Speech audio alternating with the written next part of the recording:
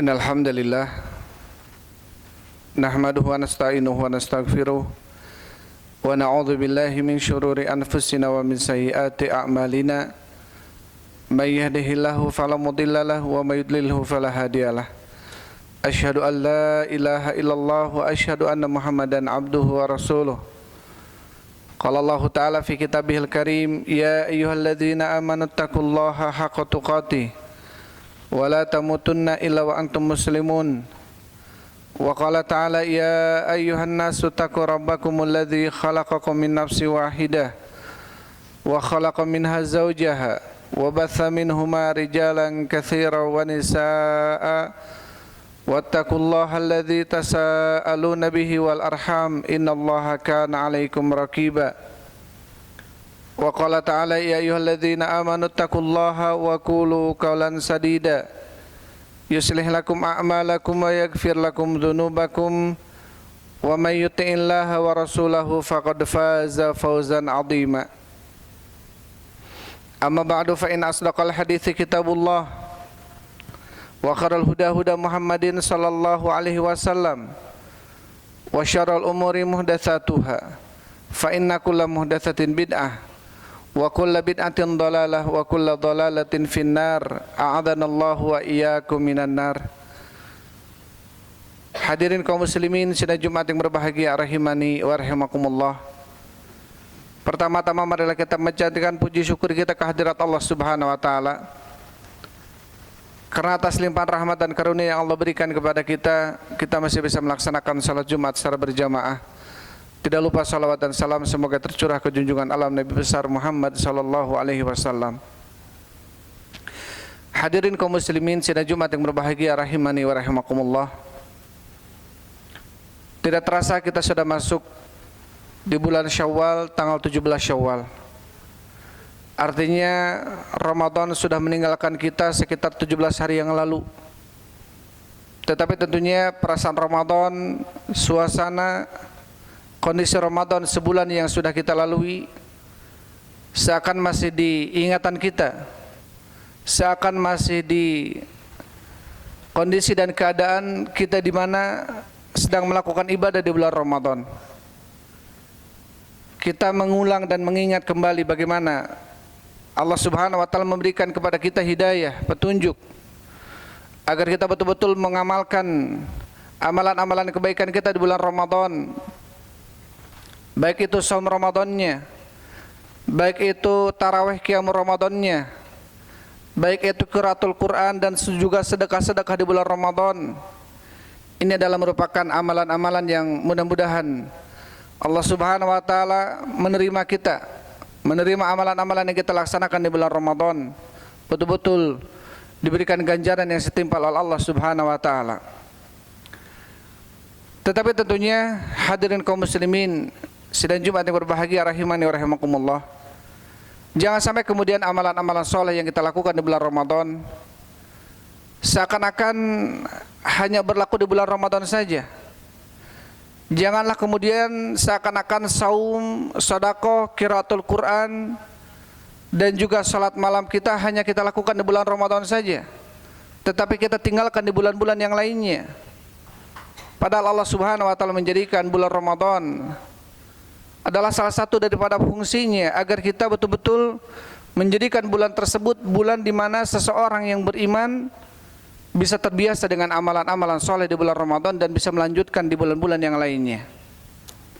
Janganlah kita seperti hamba-hamba atau hamba-hamba Ramadan yang beribadah di bulan Ramadan saja, yang semangat di bulan Ramadan saja, tetapi di bulan-bulan yang lainnya kita meninggalkan amalan-amalan yang sudah kita laksanakan di bulan Ramadan. Padahal sesungguhnya Rasulullah SAW mengatakan, innamal a'malu bil khawatim, sesungguhnya amalan itu tergantung akhirnya. Jadi yang akan dinilai oleh Allah Subhanahu wa taala, yang akan dilihat oleh Allah Subhanahu wa taala adalah khawatim a'mal, akhir daripada amalan yang dilakukan oleh seorang hamba. Jadi penting bagi kita untuk bagaimana agar kita menjadi seseorang yang beristiqomah di dalam beragama kepada Allah Subhanahu wa taala.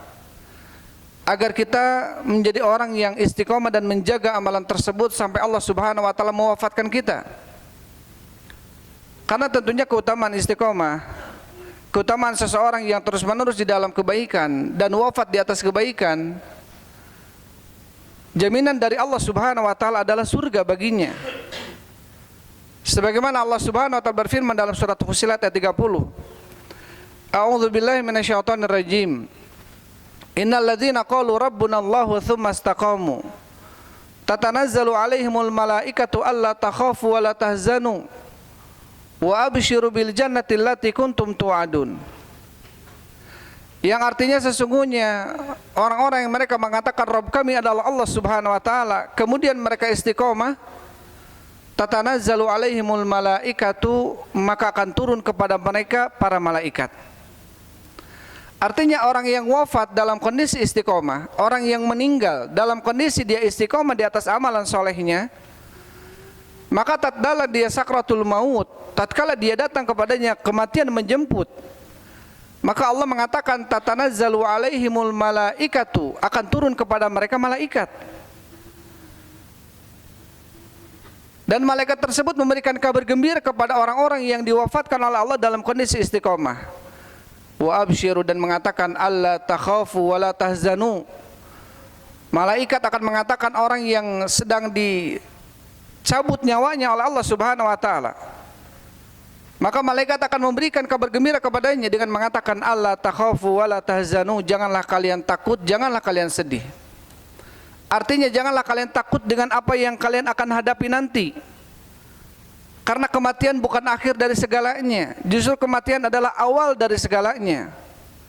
Kematian adalah justru awal dari segalanya, karena setelah kematian ada proses-proses yang lebih berat.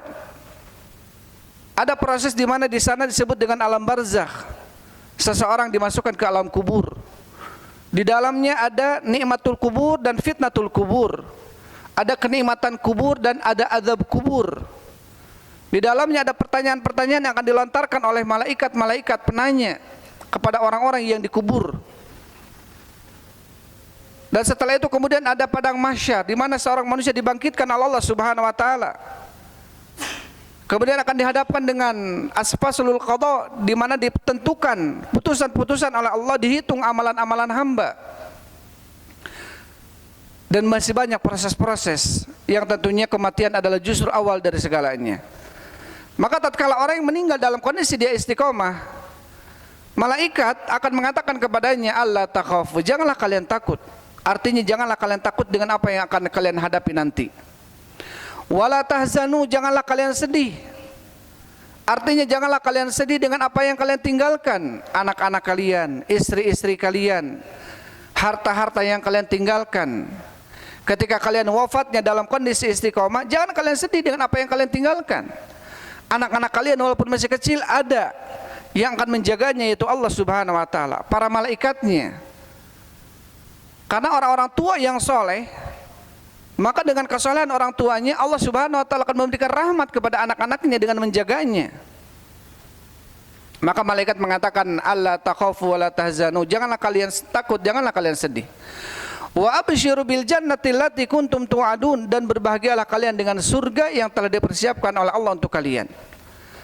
Artinya ayat ini menjelaskan bahwasanya orang-orang yang mereka mengatakan Rabb kami adalah Allah, mereka mengatakan kami beriman kepada Allah Subhanahu wa taala dan mengamalkan keimanannya dengan amalan-amalan jawarihnya, amalan-amalan anggota badannya, dan meyakini dengan hatinya, dan dia wafat di atas iman itu, maka akan turun kepada mereka malaikat memberikan kabar gembira dengan surga. Hadirin kaum muslimin sidang Jumat yang berbahagia rahimani wa rahimakumullah.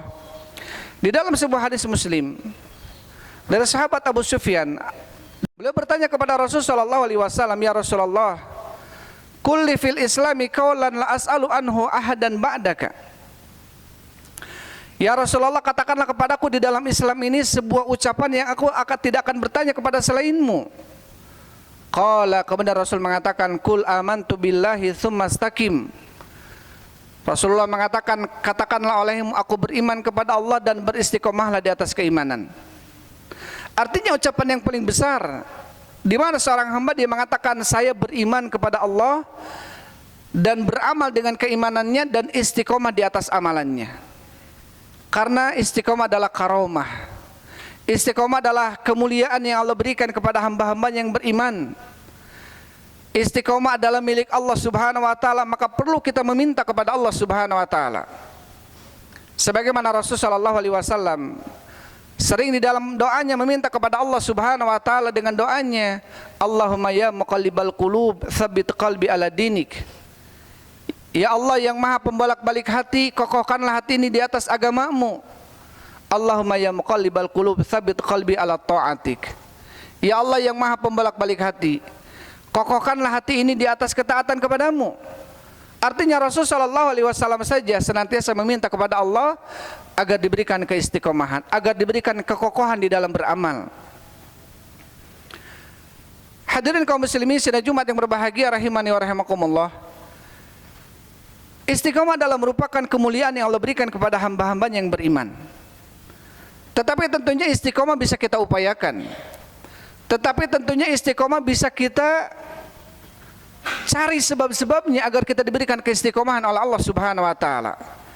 Yang pertama adalah dengan cara kita meminta kepada Allah agar diberikan keistiqomahan.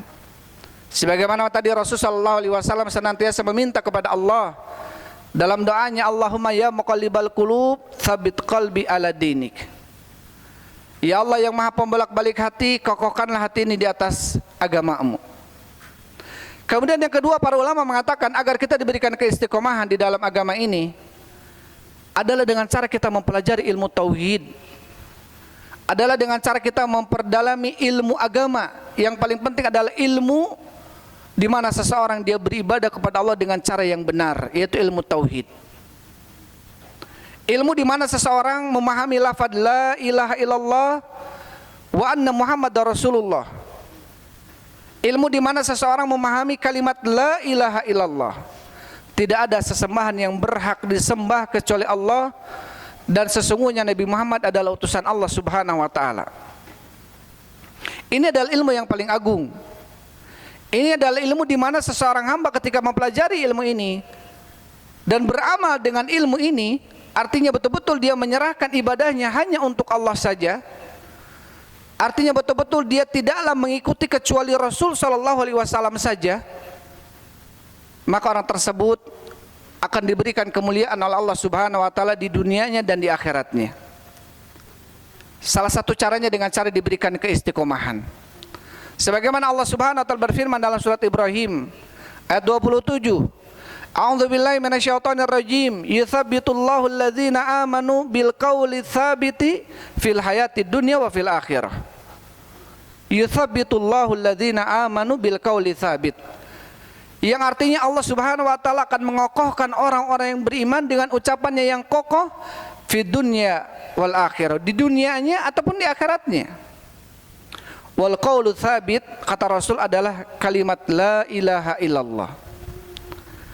Kemudian Rasul sallallahu alaihi wasallam mengatakan dalam hadis Bukhari, al muslimu idza su'ila fi qabrihi, apabila ada seorang muslim tatkala di kuburannya kemudian dia ditanya dan mampu menjawab asyhadu alla ilaha illallah wa asyhadu anna muhammadar rasulullah, atau mampu dia menjawab Rabb kami adalah Allah, nabiku adalah Nabi Muhammad, agamaku adalah Islam, fadzalika qaulu tsabit, maka itulah adalah ucapan yang kokoh. Artinya seseorang yang dikubur, ketika dia mampu menjawab pertanyaan malaikat penanya di kuburannya dan dia mampu mengatakan Rabb kami adalah Allah, nabiku adalah Nabi Muhammad, agamaku adalah Islam, ini bukan jawaban yang mudah.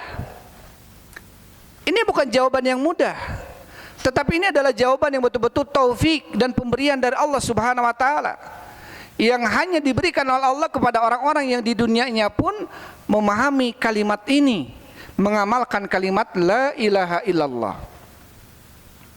Karena tentunya seseorang, sebagaimana Allah Subhanahu wa taala berfirman, al-yauma nakhtimu ala afwahihim wa tukallimuna aydihim wa tashhadu arjuluhum bima kanu yaksibun. Pada hari ini kami sumpal mulut-mulut mereka. Artinya mulut-mulut kita ditutup. Wa tukallimuna aydihim, kami jadikan tangan mereka berbicara, wa tashhadu arjuluhum, dan kami jadikan kaki-kaki mereka bersaksi dengan apa yang telah mereka kerjakan. Artinya seseorang yang mampu menjawab kalimat la ilaha illallah, atau mampu menjawab Rabb kami adalah Allah, nabiku adalah Nabi Muhammad, agamaku adalah Islam, fadzalika qaulu tsabit, maka itulah adalah ucapan yang kokoh, ucapan yang istiqomah. Bagi siapa Allah berikannya? Bagi orang-orang yang mempelajari ilmu tauhid dan mengamalkannya. Maka yang kedua, agar kita diberikan keistiqomahan oleh Allah Subhanahu wa taala, hendaklah kita mempelajari ilmu tauhid. Hendaklah kita mengamalkannya. Hendaklah kita betul-betul berupaya agar beribadah hanya untuk Allah saja dan menjauhi peribadatan-peribadatan kepada selain Allah. Kemudian yang ketiga, para ulama mengatakan agar seseorang diberikan keistiqomahan dalam kehidupannya, yang ketiga adalah dengan cara dia mempelajari Al-Quran, membacanya dan merenungi dan mengamalkannya. Allah Subhanahu wa ta'ala berfirman, Qul nazzalahu ruhul qudus min rabbika bil haqq liyuthabbital ladzina amanu. Katakanlah ya Muhammad, Ruhul Qudus, malaikat Jibril, telah menurunkan kalimat Rabbu ini, yaitu Al-Quran, dari Tuhanmu. Untuk apa fungsinya? Salah satunya adalah yuthabbital ladzina amanu, agar orang-orang yang beriman kokoh. Artinya Al-Quran adalah merupakan penyebab agar seseorang diberikan kekokohan, keistiqomahan oleh Allah Subhanahu wa taala. Jadi kalau kita ingin diberikan keistiqomahan oleh Allah Subhanahu wa taala, maka pelajarilah Al-Quran, bacalah Al-Quran, amalkanlah Al-Quran. Allah Subhanahu wa taala berfirman, afala yatadabbaruna al-Qur'an am ala qulubin akfaluha. Tidakkah mereka menghayati Al-Qur'an atau di atas hati mereka ada penutupnya? Maka orang-orang yang membaca Al-Qur'an tetapi tidak menghayatinya, maka Al-Qur'an tidak akan berefek dan berakibat baik baginya kalau dia tidak memahaminya, kalau dia tidak menghayati Al-Qur'an dan tidak mengamalkan Al-Qur'an. Kemudian yang ketiga, para ulama mengatakan agar kita diberikan keistiqomahan di dalam kehidupan kita adalah dengan cara kita iltizam, senantiasa konsekuensi dengan amalan soleh yang sudah kita lakukan. Apapun amalan solehnya, sebaiknya kita jaga. Jangan sampai kita tinggalkan amalan soleh itu. Rasulullah SAW mengatakan dalam hadis Aisyah, ini diriwayatkan oleh Imam Bukhari, beliau mengatakan ahabul a'mal indallahi adwamuha wa in qalla. Amalan yang paling dicinta oleh Allah Subhanahu wa taala adalah dawamnya walaupun amalan itu sedikit. Artinya Rasulullah SAW mengatakan bahwasanya Allah lebih mencintai seseorang beramal walaupun amalannya sedikit tapi dawam. Walaupun amalnya sedikit tapi terus-menerus dilakukannya, tidak berhenti, dibanding amalannya banyak tetapi melakukannya hanya sekali atau dua kali saja. Karena dawam ini adalah merupakan proses agar dia diberikan kekokohan, keistiqomahan dan khatimul a'mal. Artinya amalan yang soleh yang akan menutupi dia nanti di akhir penghujung hidupnya. Pernah Rasulullah SAW mengatakan, ya Abdullah, la takun mithla fulanin kana yaqumul laila wa tarakal lail fataraka qiyamal lail. Wahai Abdullah, janganlah kamu seperti si fulan. Dulu si fulan dia ini bangun di malam hari, salat tarawih ataupun salat tahajud di malam hari, fataraka qiyamal lail, tetapi kemudian dia sekarang meninggalkannya. Artinya tidak istiqomah di dalam amalannya. Maka tentunya amalan yang paling dicinta oleh Allah adalah amalan walaupun itu sedikit, tetapi seseorang melakukannya dengan cara dawam atau istiqomah atau terus menerus. Barakallahu li walakum.